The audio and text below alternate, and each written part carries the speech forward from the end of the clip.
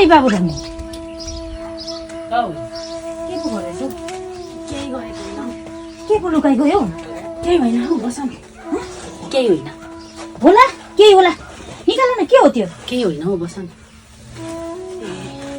अनि के पो पढ्दै थियौ हौ तिमी त केही होइन हौ ठुली के पोका बोकेर आयो आज फेरि होइन हिजो पहिलो नानीलाई ल्याइदिएको हेर न कुर्ता त्यहाँ राम्रो लाग्यो सेतो अनि ल्याइदिएको छु मैले कत्रो बडा ल्याइदिएको यो होइन बढ्ने नानीलाई अनि ठुलै ठिकै हुन्छ नि बढालु न बढालु छ तिम्रो छोरी लु यो यहाँ एउटा मिठाई चक्लेट छ यो पनि राखिदेऊ है झोला लाँदैनौ होइन तिमीले त यहाँ के पो पढ्दै थियौ हौ हेर्छु है म त यो ठुली त मलाई लुकाउँछौ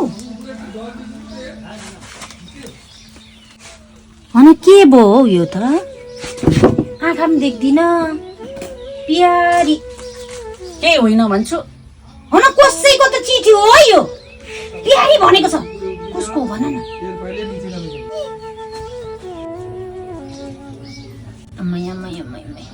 प्यारी मेरो साइली कोइला खाँद बाबुराम पढ्छ बाबुराम कहाँ पढ्नु अर्काको तिम्रो चिठी तिम्रो बुढाले लेखेको चिठी म त कहाँ पढ्छु त भन के लेखेको रहेछ मुर्दाले लेख्नुसम्म लेख्नु त लेखेको रहेछ अस्ति त्यो म्यानेजर साहब आएर जानुभएको थिएन म्यानेजर साहबले भनिदिनु भएछ बाबुराम के हो छोरी बडा बनाइसकेछ तिम्रो बुढीले अनि तिमी चाहिँ यहाँ 6 जना छोराछोरी पल्टाङ बनाएर त्यो वर्षेनी अनि त्यो दिदीलाई कस्तो बिर्सेको भनेर भनेछ अनि त्यो म्यानेजर साहब अस्ति आएको थियो नि त्यो बाबुरामको खबर लिएर गएर भन्दैछ नि गएर तिम्रो त बुढी त कम्ती त आत्तिँदै आएको थिएन के छ खबर चिठी चपेटा भन्दै कै परेछ है अनि बाबुरामले लेखी पठाइगएछ चिठी तर यो चिठी पढेर मलाई त्यति मजा आएन हौ ठुली किन के पो भनिरहेको छ बाबुराम मसँग खुसी पनि छ अरे दुखी पनि छ अरे अनि के भन्छ कस्तो दुखी कस्तो खुसी भनेको चाहिँ अब के भन्नु हौ तिमीलाई अब दुखी मैले 6 दिनको छोरी तिमीलाई छोडेर गएको ठुलो बनाएछौ दुःख लाग्यो एक्लै आइमे मान्छेले त्यत्रो बनाएछौ कसरी गर्यो कसरी हुर्कायो भनेर दुःख मानेको रे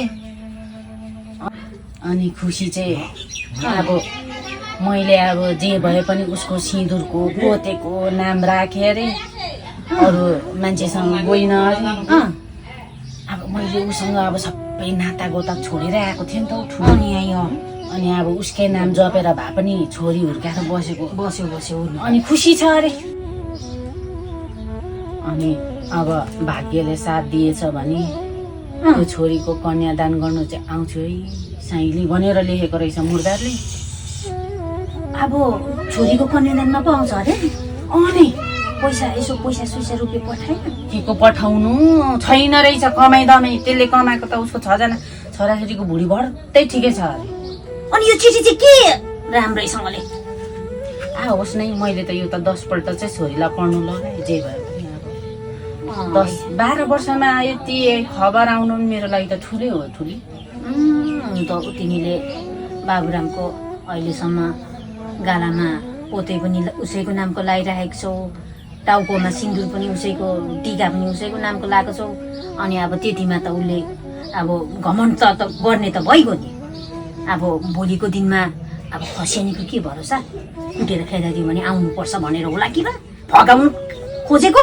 तिमी कुरा बुझ्दैनौ घरिघरि त होइन फगाएको त छैन फगाएको छैन सक्छौ अब जाऊ तिम्रो पनि आधा जिन्दगी नै छ भनेर लेखेको रहेछ मुर्दाले मलाई त्यसले चाहिँ साह्रै मन दुःख हो अनि अब कहाँ जानु अरे कुनै त अर्कोसँग जानु भनेको अब उसले जसरी जीवन सुरु गर्यो म पनि त्यसरी नै जीवन सुरु गर्दा हुन्छ साइली तिम्रो पनि आधा जिन्दगी बाँकी नै छ भनेर लेखेछ मुर्दाले लु है त्यस्तो त नगर है अब नानी 3 दिन ठुलो हुँदैछ तिमीलाई त नानीले पाल्छ नानी त कम्ती त रिसाएन त अनि हो त नि हामीबाट सबै बुझ्ने भइरहेको छ छोरी तिम्रो छोरी नानीले त हिजै डराइदिन्छु यो भनेर भन्दै थियो किन डराउनु तेरो बाउको एउटा यही हो चिनो भनेर त्यसलाई मैले खोसेर राखेँ नै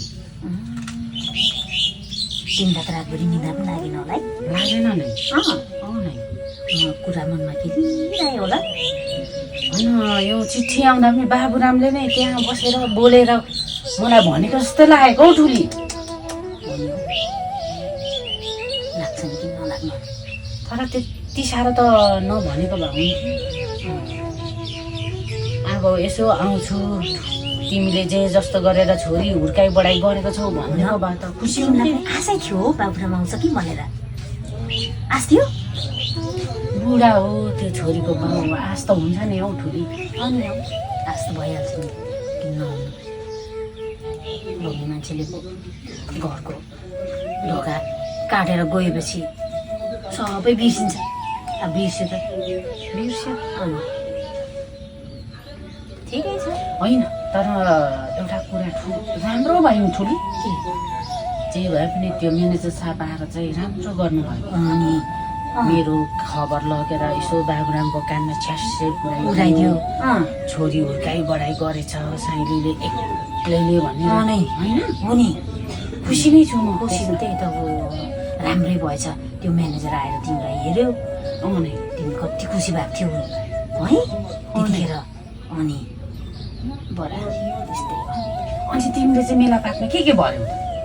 के भर्नु, तिमीलाई केही चाहिँदैन भन्यौ। टिका त ल्याउँछु 2-3 पत्ता, चाहियो सक्यो भने भन म ल्याइदिन्छु। त्यही नानीलाई यसो ल्याइदिएको जामा 2टा जामा छ, अरू चाहिँ के ल्याउनु र? म त हिजो एक पावा मासु पनि ल्याएर खाएँ त ठुली। के को मासु ल्याऊ? त्यही बोइलर हो कि के हो, छोरीलाई खानु मन पर्दैन। ल ल ल ल मलाई त त्यति मन पर्दैन, तर पनि त्यसको बाउको खबर आयो नि त। मैले त खुवाइदिएँ। भयो है? छोरी पनि कति त खुसी भएको होइन मासु देखेर। खुसी न खुसी साइलाको चिठी आएर बाबुरामको। ल जाल पकाइरहेको छु, भरे मोल दिनु आऊ है। ल गएको म जाल पाछ? जाल ल भरे मोल दिनु आऊ। ल